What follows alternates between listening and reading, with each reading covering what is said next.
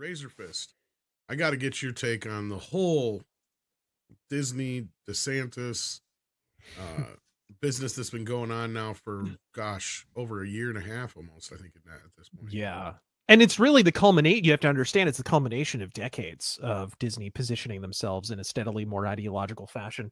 I remember vividly in around 94 or 95, Disney World, and this was specifically Disney World. They didn't do this at Disneyland, but at Disney World, they held a gay day, I remember. And it was huge Lindbergh baby headlines for a minute there, and a bunch of family groups boycotted Disney for a brief while, and they dropped dead and whatever. They've been kind of moving in this direction steadily for some time, but I think it all kind of ramped up in the last several years.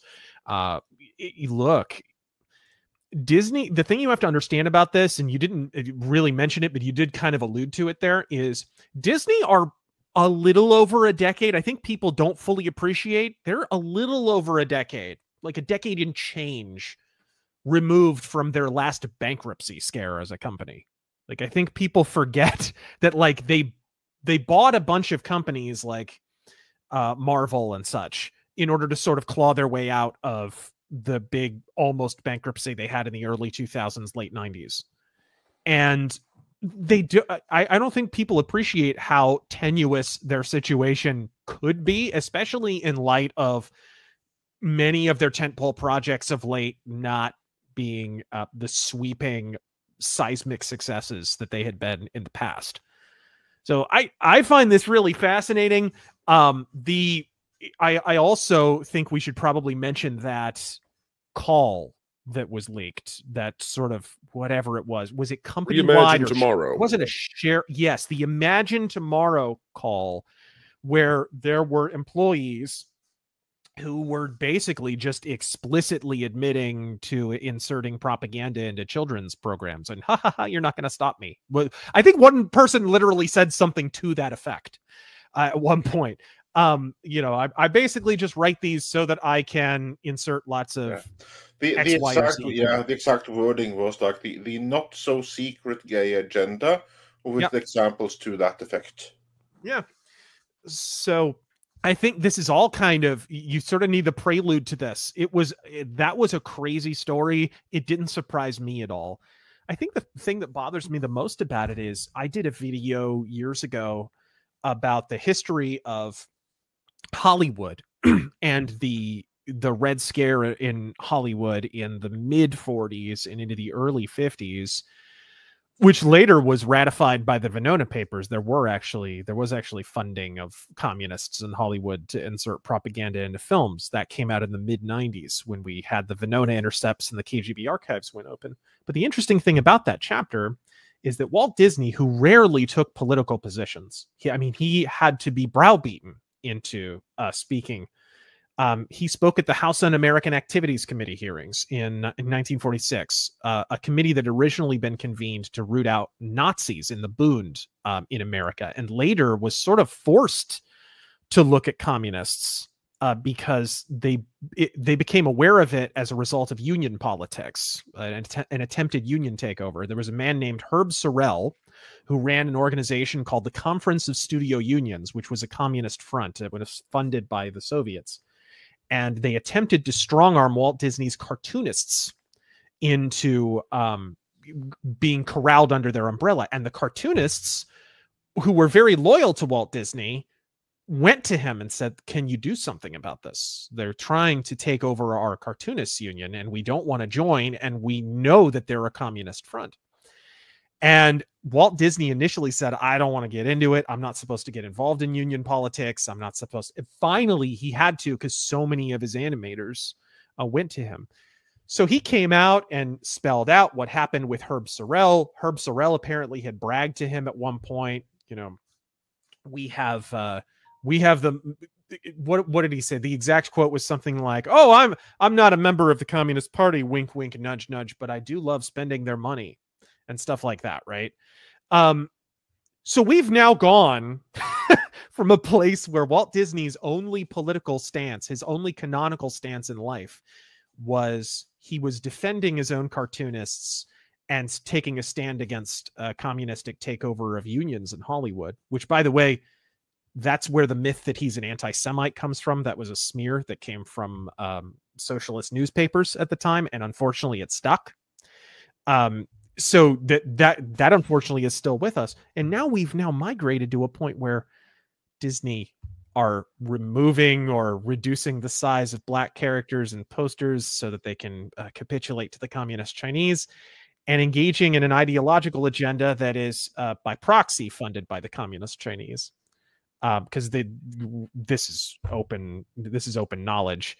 The CCP, though they do not allow what they call aberrant lifestyles of any kind in China, they're more than happy to fund them abroad, and they fund them to the tune of millions in America, which is where a lot of ESG funding comes from. So we've now migrated from the exact opposite position of where Walt Disney was in 1946 with the House Un-American Activities Committee hearings, to a place where the company is basically on the side of the people that Walt Disney testified against. It's that's my takeaway from it. I honestly think the company shouldn't even be called Disney any longer, because it stands for the exact opposite of what the man stood for. Well, it is the Bob Iger company these days. Pretty much. Really, it is. Yeah. And before that, it was the Michael Eisner company and yada, yada, right? I don't think it has much to do with Disney at all. Well, your references were tremendous. I'm quite impressed on how easily you were able to just recall all of that. It's quite impressive to think about the history of the company. Now, I know that for so many people, they say, well, let adults be adults and it doesn't matter, and everybody should choose their own lifestyle, etc. I think where Disney stepped into a big pile of mouse goo here is that they got into the situation of dictating what should be taught to very small children.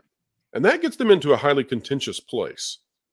It's one thing for them to have unofficial days for people to go and celebrate their sexuality at the parks. It's another thing to say to parents in northern Florida that their 4-year-old should be taught about bedroom issues before the parent perhaps is even comfortable doing that their own selves. We can all have our own personal opinions about when that should happen and how that should happen and the role of the state, etc. But for a children's entertainment company to do that is, well, it's an interesting financial decision. But what I would say to everybody out there is you need to be paying close attention to this bond issue. This bond issue is a big, big deal. It's not going to be covered by your typical sites covering Disney, but it's a huge deal because what happened was, as we said, before Walt passed away, they essentially decided they were going to put 2 cities in the Walt Disney World area, those being the city of Bay Lake and Lake Buena Vista. Now, those 2 cities never really materialized beyond just being cities in name only.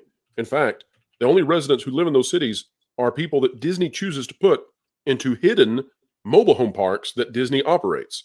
There's a single cul-de-sac for each city, quote unquote.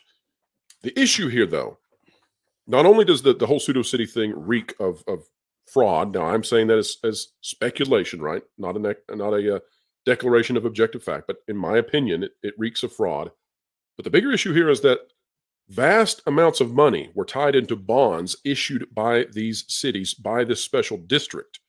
Now, those bonds, by virtue of being what they are, they have to be certified as being part of a public entity. They cannot be something different than what they are claimed to be. Bonds cannot be part of Disney proper when they're being claimed to be part of city governments. And so these municipal bonds now, well, if it turns out that Disney actually was one and the same with Reedy Creek, then, oh my gosh, there are huge, huge fraudulent issues that could come up in court. And again, that's why Disney, they're terrified of having their fiefdom controlled by DeSantis, but they're not willing to sue the actual new district that should be the normal defendant because it could expose them to even more, and it may yet happen. People, this is the thing nobody's talking about, but it should be on your radars. By coming here and watching Midnight's Edge, you should be ahead of everybody else and know this is a big deal. If it happens 6 months, a year from now that this breaks into the headlines, you'll know, hey, I knew this was coming.